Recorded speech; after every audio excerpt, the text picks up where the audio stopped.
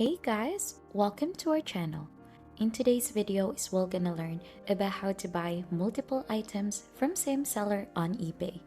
So as you can see, we're currently onto eBay's website already, and the first thing that we could do in here is to find an item. So for example, we would like to go ahead and buy this Nike Dunk. So we're gonna click onto that so that will get redirected onto this page, and then right after we could go ahead and try to add this to cart. So for us to be able to go ahead and buy multiple items from the same seller who is selling this Nike Dunk, so we need to go to the cart for that. And then right after onto the cart, what we could do is we could actually find in the seller for that specific item.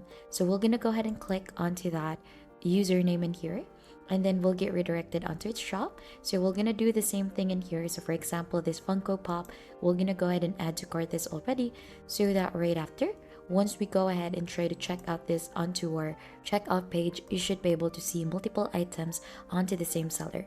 So just like this. So right after, you could go ahead and check out this already, the multiple items from same seller on eBay.